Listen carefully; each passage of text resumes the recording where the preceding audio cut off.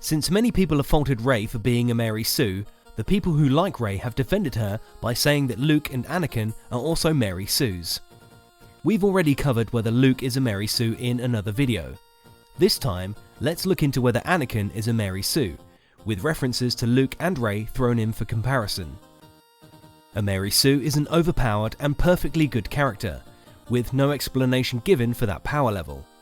A Mary Sue is typically instantly liked by all of the established characters. Yet at the same time, a Mary Sue doesn't have much of an actual personality. Since the other characters have no apparent reason to like them so much, Mary Sues feel like a wish fulfillment fantasy, more than they feel like actual characters in the story.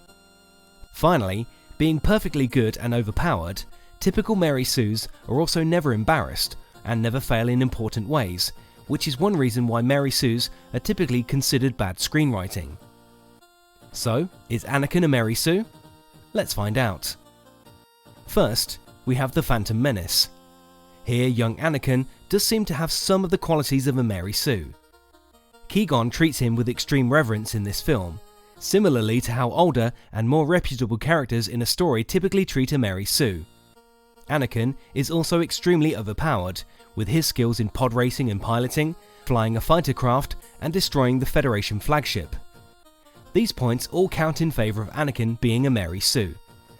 But a Mary Sue's extreme powers are typically unexplained, and Anakin's power level is explained in the Phantom Menace. Obi-Wan? Yes, Master. I need an analysis of this blood sample I'm sending you. Wait a minute.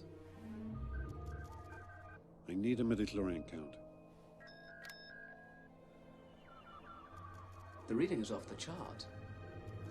Over 20,000. Even Master Yoda doesn't have a midi-chlorian count that high.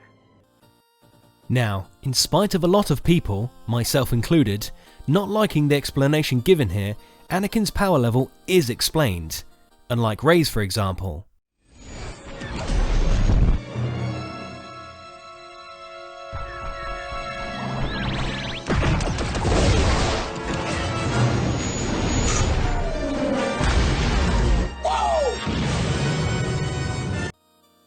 Then we move on to Attack of the Clones. Anakin is not liked by the other characters. In fact, he's chided by Obi-Wan, and Padme thinks he's a bit of a creeper. Please don't look at me like that. Why not? It makes me feel uncomfortable. Anakin also loses his lightsaber, and is foolhardy and rash, and gets fried like a tempura when he defies Obi-Wan's advice. We'll take them together. You're going slowly on the left. Taking now! No, Anakin, no! No!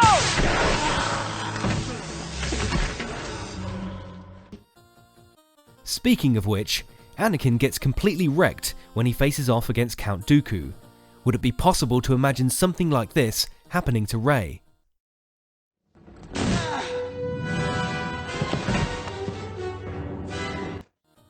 Anakin does beat Dooku in Revenge of the Sith, but that's after 3 years of constant fighting and training. He's shown to have the familiar arc of adversity, failure and growth, similar to what Luke had when he lost to Vader the first time around. So it doesn't count in favour of him being a Mary Sue. Also, Anakin gets criticised by the other characters throughout the film, which again is anathema to one of the criteria for being a Mary Sue, which is to be instantly liked by all or most of the supporting characters. Yes, Master. This weapon is your life. I've heard this lesson before. You haven't learned anything, Anakin. So in short, it would seem that Anakin is not a Mary Sue. He succumbs to the dark side. He is obsessive, petulant, and overly emotional. He is hot-headed and rash in his relation to Obi-Wan, and his infatuation with Padme is creepy and possessive. His backstory is explained from the get-go, and he had training for years. In spite of his power, he also fails a lot of the time, is not instantly liked, and certainly not perfectly good. He has a personality, and that personality is conflicted and whiny from start to finish. It certainly doesn't feel like wish fulfillment. And finally, he didn't have the high ground and most certainly didn't like sand. And that is why Anakin is not a Mary Sue.